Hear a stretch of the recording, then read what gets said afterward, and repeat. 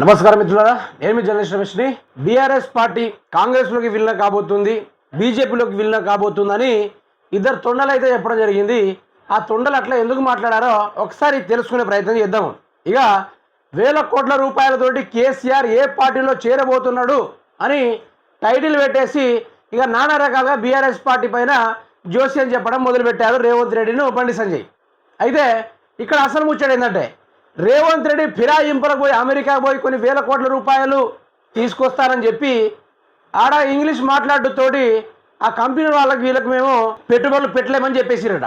మరి ఆ ఫ్రస్ట్రేషన్ ఎట్లా చూపెట్టుకోవాలో తెలియక, రుణమాఫీ ప్రజలకు రుణాల గురించి మాట్లాడక, ఆగస్టు 15 రోజున దమ్ముంటే నువ్వు రాజీనామా చేయి అనుకుంటా ఫస్ట్ ఎండ్లో ఏదేదో మాట్లాడుకుంటా రేవంత్ రెడ్డి కాలక్షేపం చేసుకుంటూ రాత్రికి రాత్రే ఆగస్టు 15 రోజున జస్ట్ ప్రోగ్రామ్ అయిపోయిందో లేదో సీదా ఢిల్లీ కురకడం జరిగింది.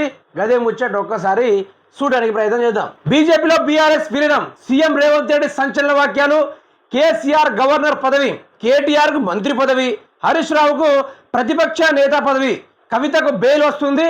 ఢిల్లీలో కీలక వ్యాఖ్యలు చేసిన రేవంత్ రెడ్డి. తెలంగాణ రాష్ట్ర రైతాంగాలు చెప్పుతో కొట్టేస్తున్నారని ప్రజల టాక్ విని రేవంత్ రెడ్డి రాత్రికి రాత్రే పరారైపోయి ఢిల్లీలో కూస్తా ఉన్నాడు ఆడకిపోయి. మరి నా తెలంగాణలో ఉండి ప్రజలకు న్యాయం చేయబోయామంటే మళ్ళీ కేసీఆర్ పాట పాడడానికి మరో పోటెత్తాడు. మరో ఒక కొత్త రకమైన నాటకాన్ని తెరపైకి తీసుకురావడం జరిగింది. అదేవిధంగా రేవంత్ రెడ్డి మళ్ళీ ఢిల్లీకి పోవడం జరిగింది. గీడ చూడండి. ఇక కాంగ్రెస్లో బీఆర్ఎస్ విలీనం, బండి సంజయ్ కీలక వ్యాఖ్యలు.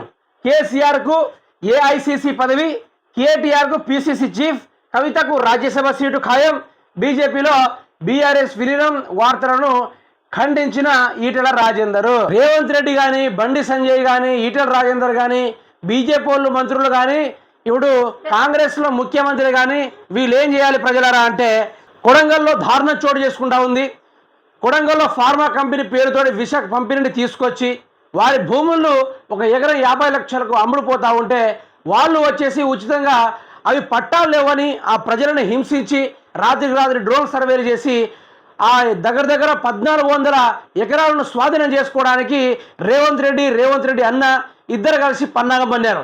మరి ఈ వార్త గురించి కానీ V6 మీడియా, ఈనాడు, సాక్షి, ఏ మీడియా అయినా కానీ దాని గురించి రాయదు, దాని గురించి చూపెట్టడానికి ప్రయత్నం చేయదు. మరి ఈ బీజేపీ వాళ్ళు కానీ కాంగ్రెస్ వాళ్ళు కానీ దానిపైన పట్టించుకొని మరి వారి యొక్క సమస్యలపైన పోరాటానికి ఇంత కోణంలో కూడా ప్రయత్నం చేస్తలేరు.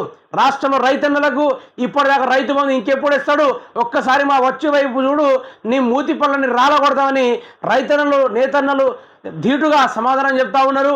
కూలీ రైతులు మాకు 12,000 ఇస్తా అని చెప్పి ఇప్పటిదాకా 12,000 జాడ లేకుండా పోయింది. 500 గ్యాస్ అన్నాడు, సబ్సిడీ అన్నాడు, అన్ని లేనిపోని జరుగుతూ ఉన్నాయని గ్యాస్ వాడుకలు చేసే వాళ్ళు ఉన్నారు.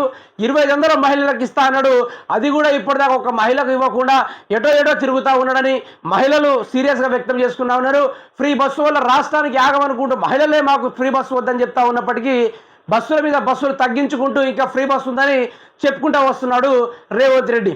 మరి ఇన్ని సంఘటనలు రాష్ట్రంలో చోటు చేసుకున్నప్పటికీ, ఇన్ని సమస్యలు తలెత్తున్నప్పటికీ మరి రేవంత్ రెడ్డి కానీ, బీజేపీ మంత్రులకు కానీ, కేంద్ర మంత్రులకు కానీ మరి రాష్ట్రంలో సమస్యలు అవపడతలేవా?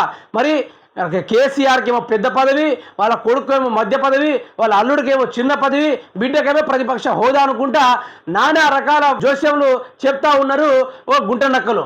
ఈ గుంట నక్కలు రాష్ట్రంలో ఉన్న సమస్యలపైన పోరాడరు. ఈ గుంట నక్కలు రాష్ట్రంలో ఇవ్వాల్సిన పథకాలు ఇయ్యరు. ఈ గుంట నక్కలు వేల కోట్ల రూపాయలు బ్యాంకుల నుంచి అప్పులు తీసుకొచ్చి ప్రజలకు ఇవ్వడం శాత కాదు. ఈ గుంట నక్కలు అన్ని బీఆర్ఎస్ పైన రకరకాల దుష్ప్రచారాలు చేయడానికి పూర్తి స్థాయిలో 100% ప్రయత్నిస్తూ ఉంది. ఓట్లేసి గెలిపించిన ప్రజలకు మాత్రం 1% కూడా న్యాయం చేసేటట్టు అవపడతలేదు. దయచేసి తెలంగాణ రాష్ట్ర ప్రజలకు అర్థం కావాలి. కేసీఆర్ ఇచ్చిన స్టేట్మెంట్కి నా పైన చెడు దుష్ప్రచారాలు కనుక చేస్తే పండబెట్టి తొక్కుదా కొడకల్లారా ఒక్కొక్కరిని. ఎటువంటి సపోర్ట్ లేని రోజున టీఆర్ఎస్ పార్టీని స్థాపించి తెలంగాణ రాష్ట్రాన్ని విడగొట్టి తెలంగాణ రాష్ట్రాన్ని విభజన చేసి ఈరోజు తెలంగాణ రాష్ట్రం ఏకైక భారతదేశంలో అత్యున్నత డెవలప్మెంట్ స్టేట్గా ప్రకటించారని కేసీఆర్ చెప్పుకుంటా ఉంటా అంటే కొన్ని గుంట నక్కలు, పరిపాలన చేత కాని సన్నాసులు, పరిపాలన చేతగాక ఢిల్లీకి పరిగెత్తే సన్నాసులు అందరూ ఈరోజు కేసీఆర్ పైన బాకాలు ఊదుతూ ఉన్నారు. కేసీఆర్ పైన చిలుక జోస్యాలు చెప్తా ఉన్నారు. ఇప్పుడు వీళ్ళు ఇంత దుష్ప్రచారం చేస్తూ ఉన్నప్పటికీ వీళ్ళ అసలు ఆట మరి కొన్ని రోజుల్లో ముగియడానికి ప్రయత్నం అయితే చేస్తూ ఉన్నారు. దీనికి ధీటుగా కేటీఆర్ అయితే సవాల్ చేయడం జరిగింది. రేవంత్ రెడ్డి, నీకు సంపూర్ణమైన ప్రజలు అధికారం ఇచ్చారు, దాన్ని పూర్తి స్థాయిలో వినియోగించడానికి ప్రయత్నం చేయి, లేకుంటే రాజీనామా చేసి బై ఎలక్షన్ పెట్టు, ఎవడు వస్తాడు, ఎవడు గెలుస్తాడు, ప్రజలను ఎవరి పరిపాలిస్తాడో తెలుస్తుందని ధీటుగా సమాధానం చెప్పడం జరిగింది. ఎట్టి పరిస్థితుల్లో బీఆర్ఎస్ పార్టీ బీజేపీలోకి, కాంగ్రెస్లోకి విలీనం అయ్యే పరిస్థితి లేదు, ప్రసక్తి కూడా లేదు. రుణమాఫీ, రైతు బంధు ప్రజలు ఎక్కడ వ్యతిరేకత చూపుతారనే ఆలోచనతోటి కొత్త నాటకాన్ని తెరవైపు తీసుకొచ్చింది ఈ కాంగ్రెస్, ఇటు బీజేపీ. ప్రజలకు న్యాయం చేసేది కానీ ఏం చెయ్యరు. బీఆర్ఎస్ పార్టీ ఎట్టి పరిస్థితుల్లో కూడా కాంగ్రెస్ పార్టీ చేరే అవకాశమే లేదు. ఇది అసలు వాస్తవము. తెలంగాణ రాష్ట్ర ప్రజలు వీళ్ళ దుష్ప్రచార వార్తలను మీ మీద రుద్దడానికి ప్రయత్నం చేస్తూ ఉన్నారు. మనకు కావాల్సిన రైతు బంధు, మనకు రావాల్సిన రుణమాఫీ, మనకు కావాల్సిన 2,500 రూపాయలు, డబుల్ బెడ్రూమ్ ఇళ్ళు, ఇందిరమ్మ ఇండ్లు, అవన్నీ చాలా ఉన్నాయి. పింఛన్లు అన్నాడు, పింఛన్లు ఉన్నాయి. ఇలాంటి అన్ని మభ్యపెట్టడానికి కొత్త నాటకం తీసుకొచ్చాడు. ఈ విధంగా ప్రజలకు నేను చెప్తా ఉన్నాను, దయచేసి బీఆర్ఎస్ పార్టీ ఎటు విల్లుమయ్యేటట్లేదు. పథకాల నుంచి తప్పించుకోవడానికి గుంటనక్క ప్లాన్లు వేస్తూ ఉన్నాడు రేవంత్ రెడ్డి. మళ్ళీ ఢిల్లీకి ఎవరి పీకనికి పోయినావని ప్రజలు అంటా ఉన్నారు. ఎవరిని పీకనికి పోయినావు? పదే ఢిల్లీలో పీకడానికి ఏముందాడా?